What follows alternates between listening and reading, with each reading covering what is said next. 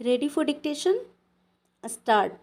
Corona अभी भी रहस्य बना हुआ है और वैज्ञानिक लगातार उसके रहस्य को समझने की कोशिश में लगे हैं। अमेरिकी वैज्ञानिकों ने मिलकर शोध किया है जिसके तहत यह समझने की कोशिश हुई है कि आखिर कोरोना फैलाने में संक्रमित लोगों या मरीजों की क्या भूमिका थी। इस वैज्ञानिक अध्ययन में डॉक्टरों ने 34 स्वस्थ युवाओं को कोरोना वायरस से संक्रमित किया। समान मात्रा में उन्हें नाक के पास वायरस उपलब्ध कराया गया। 34 में से 18 लोगों को कोरोना संक्रमण हुआ और उनमें भी मात्र 2 लोग थे जो महासंक्रामक की भूमिका में थे। दिलचस्प यह है कि इन दोनों मरीजों में कोरोना के लक्षण बहुत सामान्य किस्म के थे। मतलब जिन लोगों को गंभीर रूप से कोरोना हुआ वे अपेक्षाकृत कम वायरस उत्सर्जित कर रहे थे। अब वैज्ञानिकों के पास यह जानकारी है कि हर संक्रमित समान रूप से खतरनाक नहीं होता। अब आगे उन्हें यह पता लगाना है कि ऐसे संक्रमण या वायरस जनित महामारी में आखिर कौन लोग होते हैं जो दूसरों के लिए ज़्यादा खतरनाक हो जाते हैं। अगर महासंक्रामक लोगों की पहचान हो गई तो यह चिकित्सा विज्ञान के लिए एक बड़ी कामयाबी होगी। शोध में यह भी साफ हुआ है कि ज़्यादातर उत्सर्जन हवा में होता है।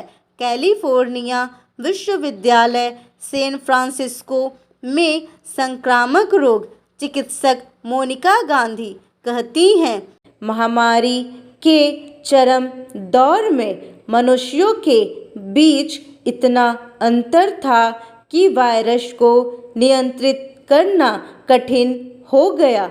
उनके कहने का अर्थ यह है कि ज़्यादा वायरस फैला रहे लोगों की अगर पहचान हो जाती तो महामारी को घातक होने से रोका जा सकता था।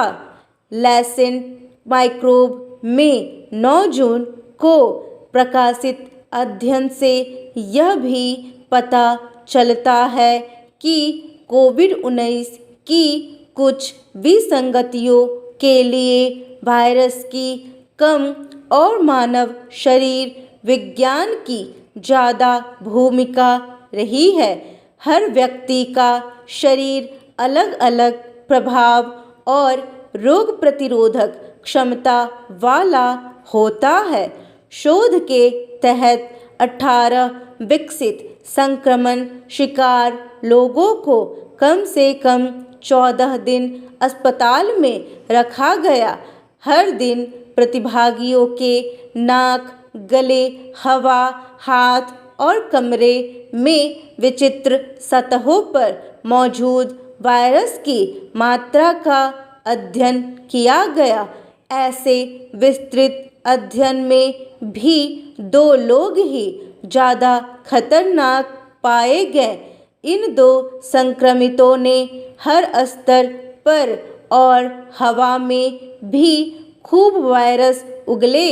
वैज्ञानिकों ने वायरस उत्सर्जन संबंधी बहुत आंकड़े जुटाए हैं और विवेचना जारी है। मोनिका गांधी इस पूरे अध्ययन को बहुत साहसिक बताती हैं, लेकिन इस अध्ययन को अनैतिक ठहरा रहे लोग भी कम नहीं हैं। कई लोगों का मानना है कि किसी स्वस्थ आदमी को रोगी बनाकर अध्ययन करना और उसकी जान मुसीबत में डालना उचित नहीं है।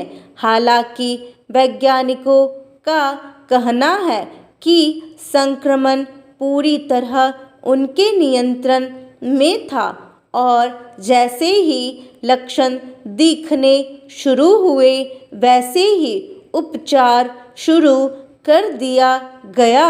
यह भी खास बात है कि समय पर उपचार शुरू होना फायदेमंद पाया गया।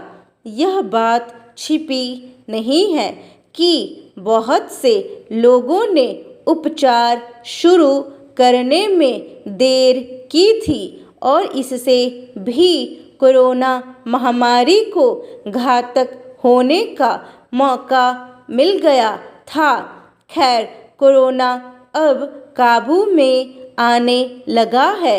दुनिया भर में अब मरीजों की संख्या लगभग 2 करोड़ ही है और रोजाना के मामले भी घटकर 40,000 तक पहुंच गए हैं।